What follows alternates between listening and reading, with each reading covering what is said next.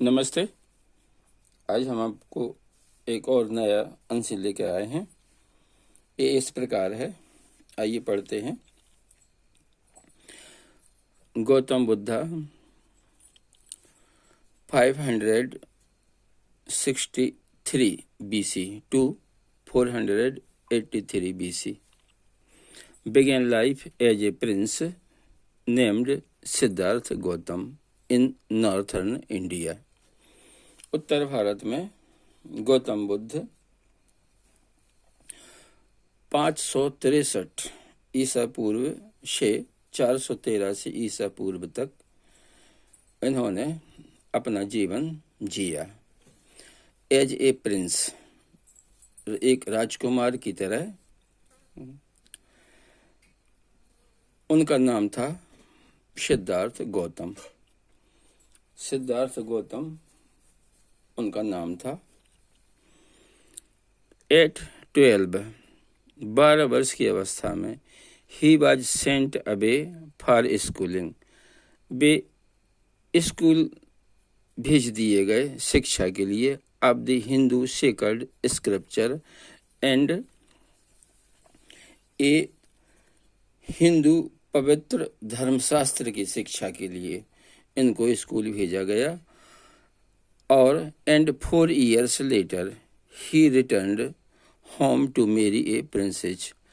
और 4 वर्ष के बाद वे घर लौटे और उन्होंने एक राजकुमारी से उनकी शादी हो गई। दे हैड ए सन, उनके एक पुत्र हुआ।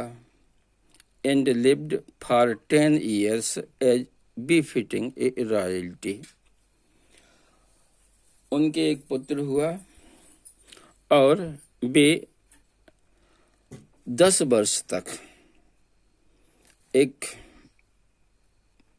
राजपुत्र की तरह, एक राजकुमार की तरह रहे। एट अबाउट 25, लगभग 25 वर्ष की उम्र में द प्रिंस, भी राजकुमार Siddhartha Gautam, here to far, अब तक यानी 25 वर्ष तक, shielded from the suffering of the world, वे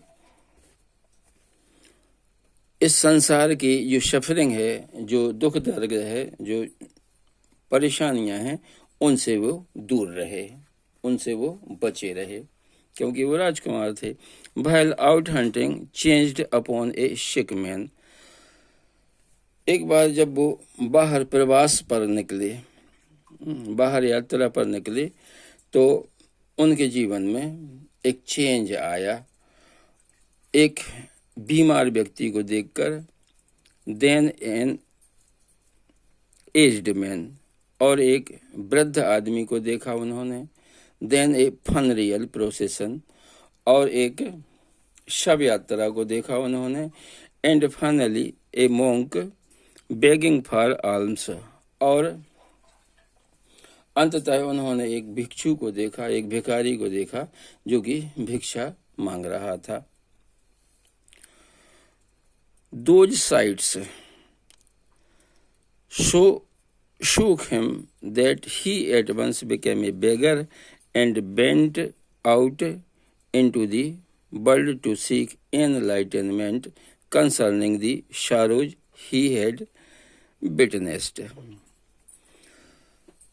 ये दृश्य देखकर, एक बीमार आदमी को देखकर, एक वृद्ध आदमी को देखकर, एक शव यात्रा को देखकर और एक भिखारी को देखकर उनको बहुत, वे भीतर से हिल गए। ये दृश्य देखकर वे हिल गए और वे उसी समय बाहर निकल गए, एक भिक्षु बनकर, एक सन्यासी बनकर वे दुनिया में घूमने लगे और ज्ञान की खोज में निकल पड़े। कंसर्निंग दी शारो, वे जो संसार का जो दुख है, इससे संबंधित दुख के कारण और इससे मुक्ति पाने के उपाय में ये बाहर निकल गए जो उन्होंने देखा था। He wandered for 7 years and finally sat down under a fig tree. वे लगभग 7 साल तक घूमते रहे और अंततः वे एक गूलर के वृक्ष के नीचे बैठ गए. Here he vowed to stay until enlightenment came.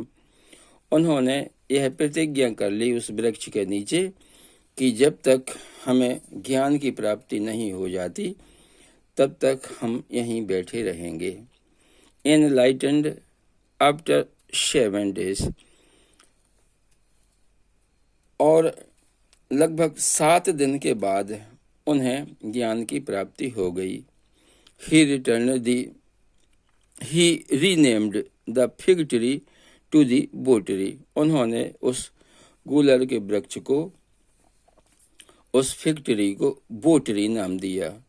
उस गूलर के वृक्ष को इन्होंने बो ट्री माने ट्री ऑफ विजडम, उन्होंने बोधि वृक्ष नाम दिया उसके लिए.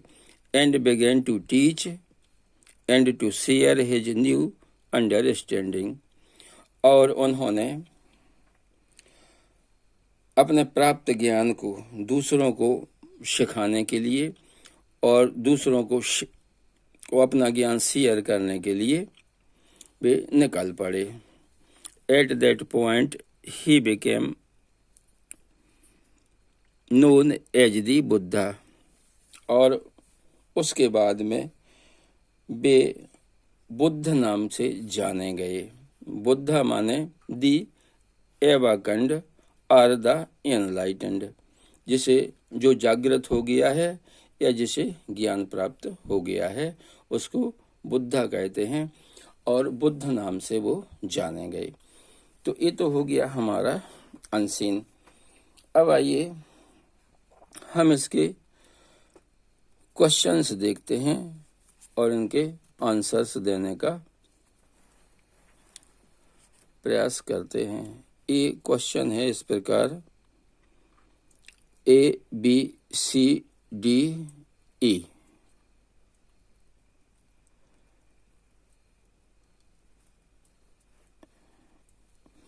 तो पहला क्वेश्चन है गौतम बुद्धा लिव्ड फ्रॉम.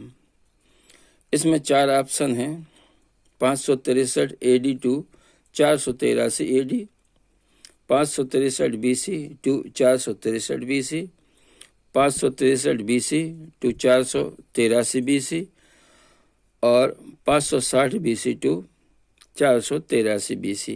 तो हमारा आंसर है 563 BC टू 483 BC. तो ये तीसरा वाला आंसर बनता है. 563 BC टू 483 BC. BC माने होता है बिफोर क्राइस्ट, यानी ईसा पूर्व. दूसरा है बी. भाटबाज Buddha's as at the time of his marriage. शादी के समय बुद्ध की उम्र क्या थी? इसके 4 ऑप्शन हैं: 20 years, 16 years, 12 years, 15 years. तो इनका सही ऑप्शन है 16 years, यानी 16 वर्ष. 16 वर्ष की उम्र में उनकी शादी हुई थी. तीसरा है C. Buddha sat down under a fig tree to meditate. इसमें हमें फिग भरना है, FIG. ये है तीसरा वाला ऑप्शन. इसके 4 ऑप्शन हैं: बनियान, मैंगो, फिग और नीम. तो इसमें फिग ट्री ये हमें भरना है. इसके बाद में है D. Find out a word from the passage that mean Holi. इस पैसेज में ऐसा कौन सा शब्द है जिसका अर्थ होली होता है, यानी पवित्र होता है? तो वो है शेकर्ड. इसकी स्पेलिंग है SACRED, शेकर्ड.